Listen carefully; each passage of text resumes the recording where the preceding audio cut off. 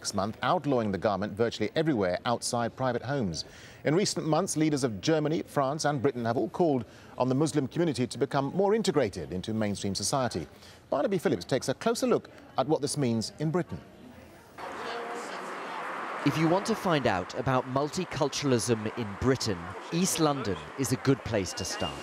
100 years ago, the immigrants here were Jewish, more recently Bengali, and now Somali. We visited this women's group.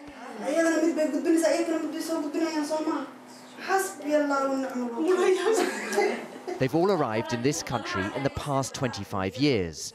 So, do they feel British? Absolutely, but I also feel that I'm very Somali as well. I am both, and sometimes I find it quite odd that you get pressure to choose one or the other. You have to blend and also at the same time keep your own. You don't forget where you come from. This East London street market is typical. People of different races and all sorts of religions getting on just fine, trying to make a living.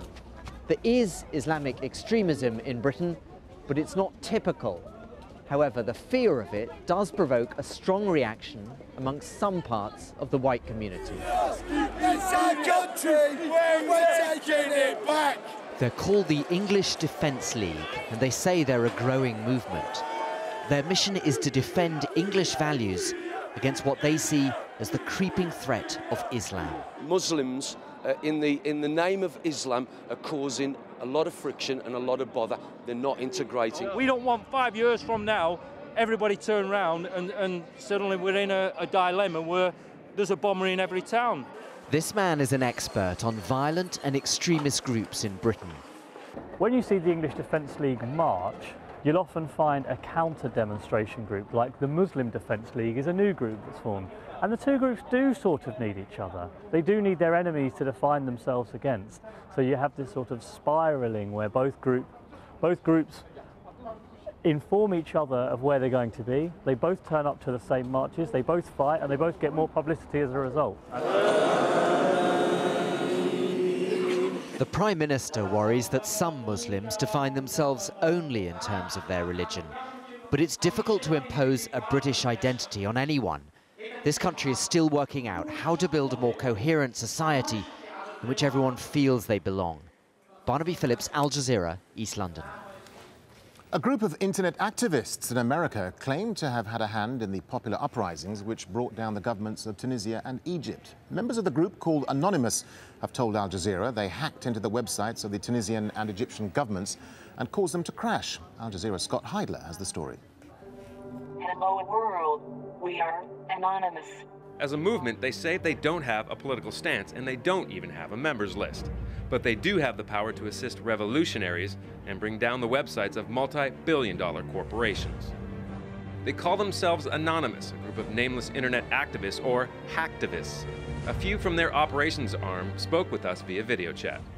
Anonymous or Anon has been described in many ways, a collective, a movement. What are you guys and what do you stand for? There are a lot of ideas in Anon. The best way to describe it is the freedom of speech, freedom of information, and the freedom of expression taken to a logical extreme. You've also been called thugs. Do you break the law? Some of the things we do are illegal, but sometimes we need to do illegal things to make change. I wouldn't call us thugs. We're certainly not thugs. We're not anything like that. Criminals, I guess. We are breaking laws, but for the greater good. So where do these hacktivists come from, and who are they? I think for the younger generation, in Anonymous and outside of Anonymous, it's kind of the face of protesting for the digital age. It's people who are getting their sense of humor, getting their culture from online, and going out there and taking it to the streets. Anon hacked the corporate websites of Visa, MasterCard, and PayPal in response to their move to stop processing donations for anti-secrecy organization WikiLeaks. A lot of what we've done as far as hacking and the release of material, we specifically aim to avoid hurting people.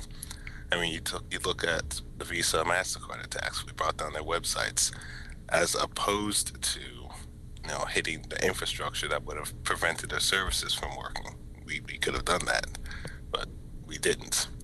Of late, Anonymous has aligned themselves with the uprisings in the Arab world, taking down government websites in Tunisia and Egypt.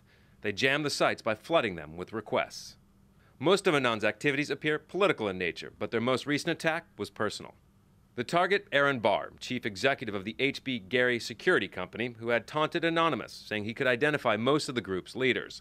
Anonymous retaliated immediately, hacking into HB Gary's server and publishing more than 70,000 internal company emails. As a final flourish, it left a message on HB Gary's website saying, "You brought this on yourself. Let us teach you a lesson you'll never forget. Don't mess with Anonymous." It's a warning other companies will no doubt take to heart. Scott Heidler, AlJazeera, New York. Now, what's pink, green and silver and travels at 300 kilometers an hour? Japan's latest bullet train has made its debut.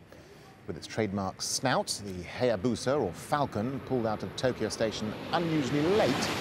A passenger trying to take photos fell off the platform.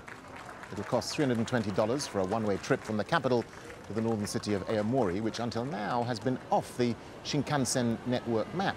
It'll go even faster from next year, 320 kilometers an hour, not quite as speedy as China's Harmony Express at 350 kilometers an hour.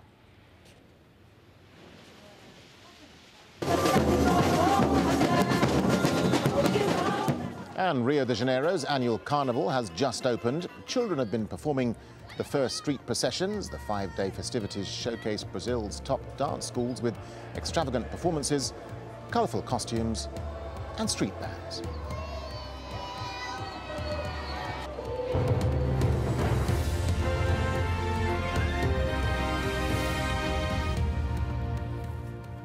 This is Al Jazeera. These are the stories making headlines here. In the battle for Libya, more airstrikes are now being reported. A military base has been attacked in Ras Lanuf, and soldiers serving there with pro-Gaddafi units have reportedly switched sides.